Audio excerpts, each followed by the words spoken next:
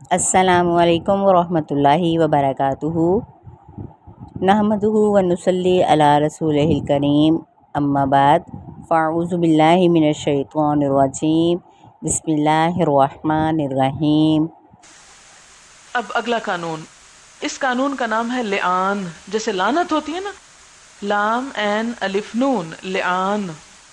لعان کا مطلب ہے لعنت کرنا۔ پہلی آیت میں کیا تھا؟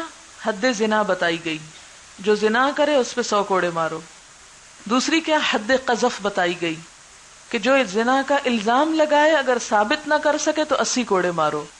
اب یہ دو قوانین جب آ گئے تو لوگوں کے لیے ایک اور پریشانی شروع ہو گئی، اور وہ کیا تھی کہ انسان اگر اپنے گھر سے باہر کسی کو برائی کا ارتکاب کرتے دیکھتا ہے اور اسلام یہ کہتا ہے کہ خاموش رہو، بات نہ کرو، تو انسان صبر کر سکتا ہے۔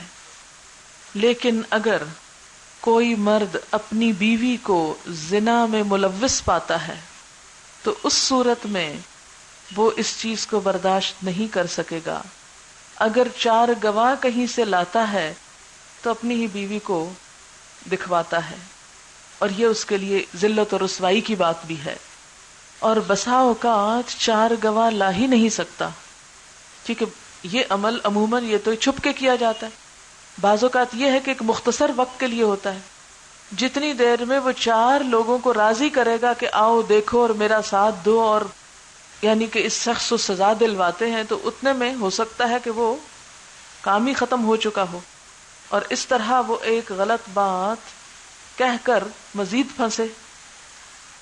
تو اس کے لیے ایک وے آؤٹ نکالا گیا کہ اگر کوئی مرد اپنی بیوی کو اس غلط کام میں دیکھتا ہے، پھر 4 گواہ نہیں لا سکتا، تو پھر کیا کرے؟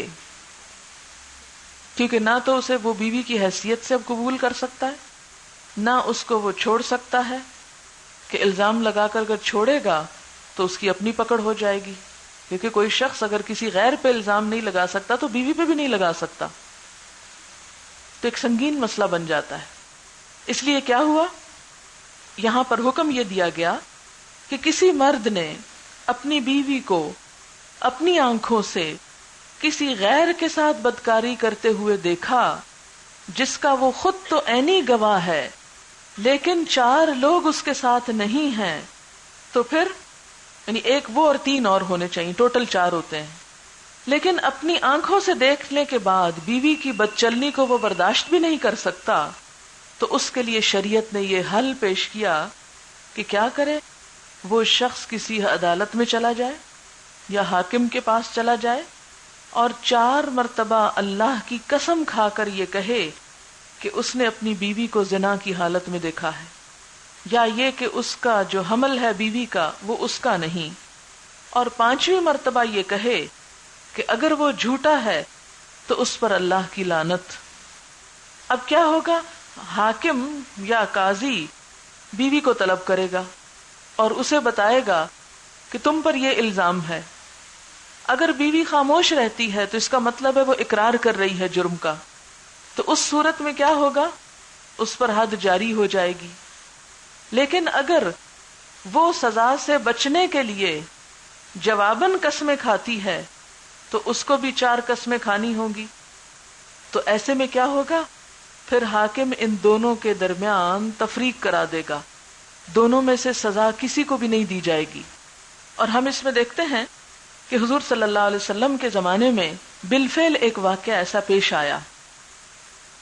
مثلا ایک شخص تھے اویمر اجلانی، عامر کی تصغیر ہے اویمر۔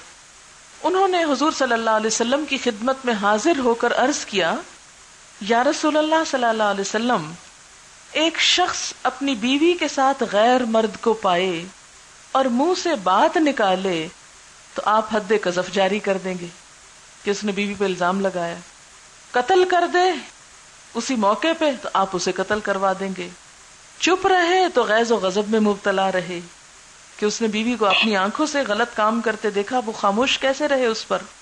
آخر وہ کیا کرے؟ وہ کہاں جائے؟ دیکھیں نا، اسلام نے سارے راستے بند کر دیے نا، نہ الزام لگا سکتے ہیں، نہ قتل کر سکتے ہیں، ہر شخص اپنے ہاتھ سے انتقام نہیں لے سکتا، قانون کو اپنے ہاتھ میں لے کے کسی کو قتل نہیں کر سکتا، وہ بھی عدالت سے ثابت ہوگا، پھر قتل کی بھی سزا دلوائی جائے گی. اور چپ رہے تو چپ نہیں رہ سکتا، بیوی کو گھر میں نہیں رکھ سکتا، کدھر جائے؟ اس پر اللہ تعالیٰ سے حضور صلی اللہ علیہ وسلم نے دعا کی کہ خدایا اس مسئلے کا حل پیش کر، یہ مسئلہ حل فرما. یہ بخاری اور مسلم کی روایت ہے. اور اس کے جواب میں پھر یہ آیات اتری. اسی طرح ابن عباس کی روایت ہے کہ ہلال ابن امیہ نے آ کر اپنی بیوی کا معاملہ پیش کیا، ہلال بن امیہ، اور انہوں نے کہا کہ میں نے بچشمے خود اپنی بیوی کو ملوث دیکھا ہے. نبی صلی اللہ علیہ وسلم نے فرمایا ثبوت لاؤ ورنہ تم پہ حد قذف جاری ہوگی. صحابہ میں اس پر عام پریشانی پھیل گئی کہ اب کیا ہوگا. اب ایک شخص جو ہے سچا لیکن سزا بھی اسی کو ملنے لگی ہے، وہ خود سچا بھی ہے، اس نے دیکھا بھی ہے، اور اب اسی کو سزا ملے گی تو کیا ہوگا. تو ہلال نے اس وقت بہت اعتماد سے کہا اس خدا کی قسم جس نے آپ کو نبی بنا کر بھیجا ہے، میں بالکل صحیح بات کر رہا ہوں، جسے میری آنکھوں نے دیکھا ہے، کانوں نے سنا ہے. مجھے یقین ہے کہ اللہ میرے معاملے میں ضرور کوئی ایسا حل پیش کرے گا جس سے میری پیٹھ بچ جائے گی، کہ میں اس سزا سے بچ جاؤں گا. اور پھر کیا ہوا کہ اللہ تعالیٰ کی طرف سے یہ قانون آیا جسے لعان کہا گیا. اور اس کی تفصیل یوں آتی ہے کہ یہ آیت نازل ہوئی، آیت کے نزول کے بعد ہلال اور ان کی بیوی دونوں عدالت میں حاضر کیے گئے. نبی صلی اللہ علیہ وسلم نے ان کو یہ آیت سنائی، حکم خداوندی سنایا، پھر فرمایا خوب سمجھ لو کہ آخرت کا عذاب دنیا کے عذاب سے زیادہ سخت چیز ہے. ہلال نے عرض کیا یا رسول اللہ صلی اللہ علیہ وسلم میں نے بالکل سچا الزام لگایا ہے، یعنی سچ کہا ہے. عورت نے کہا یہ بالکل جھوٹ کہتا ہے. آپ نے فرمایا اچھا تو ان دونوں میں ملعنت کرائی جائے. ملعنت کیا ہے؟ دونوں ایک دوسرے کے سامنے کھڑے ہو کر قسمیں کھائیں. چنانچہ ہلال اٹھے اور انہوں نے اللہ تعالیٰ کے قانون کے مطابق قسمیں کھانی شروع کی. نبی صلی اللہ علیہ وسلم اس دوران بار بار ان کو کہتے رہے کہ تم میں سے ضرور ایک جھوٹا ہے، کیا تم میں سے کوئی توبہ کر لے گا؟ یعنی دنیا کی سزا سے بھی بچ جائیں کسی طرح اور آخرت کے عذاب سے بھی بچ جائیں. پھر پانچویں قسم سے پہلے حاضرین نے ہلال سے کہا خدا سے ڈرو، دنیا کا عذاب آخرت کے عذاب سے بالکل ہلکا ہے. مگر ہلال نے کہا جس خدا نے یہاں میری پیٹھ بچائی ہے وہ آخرت میں مجھے عذاب نہیں دے گا. یہ کہہ کر انہوں نے پانچویں قسم کھائی. پھر عورت اٹھی، اس نے بھی قسمیں کھانی شروع کی اور اس کو بھی سمجھایا گیا کہ دیکھو دنیا کا عذاب آخرت کے عذاب سے ہلکا ہے. تھوڑی دیر کے لیے وہ جھجکی، رکی، لیکن پانچویں قسم بھی کھا گئی یہ کہہ کر کہ میں اپنے قبیلے کو ہمیشہ کے لیے رسوا نہیں کروں گی. قبیلے کی عزت پہ اپنے آپ کو قربان کر دیا. اس کے بعد نبی صلی اللہ علیہ وسلم نے دونوں کے درمیان جدائی کرا دی اور فیصلہ فرمایا کہ اس کا بچہ یعنی اس وقت جو اس عورت کے پیٹ میں تھا اسے باپ کے نام سے نہیں پکارا جائے گا کیونکہ باپ نے اسے قبول کرنے سے انکار کر دیا. اور پھر آپ نے لوگوں سے کہا کہ جب بچہ ہو تو دیکھو کہ اگر باپ کی شکل پر ہے تو اس صورت میں تو عورت سچی تھی، لیکن اگر باپ کی شکل پر نہیں تو ہلال اپنے الزام میں سچا تھا. جب پیدا ہوا بچہ تو وہ باپ کی شکل پر نہیں تھا. اس پر حضور صلی اللہ علیہ وسلم نے فرمایا خدا کی کتاب پہلے ہی فیصلہ نہ کر چکی ہوتی تو میں اس عورت سے بری طرح پیش آتا، لیکن چونکہ اللہ کا قانون ہمیں یہی رکنے کی اجازت دیتا ہے، اب اس کے بعد اگر کوئی گواہی مل بھی جاتی ہے، دلیل آ بھی جاتی ہے، تو اب عورت کو چھوڑ دیا جائے گا. اب قیامت کے دن اس کا معاملہ ہوگا، فیصلہ کیا جائے گا. تو ان مختصر وضاحت کے پس منظر میں اب آیات کو دیکھیں.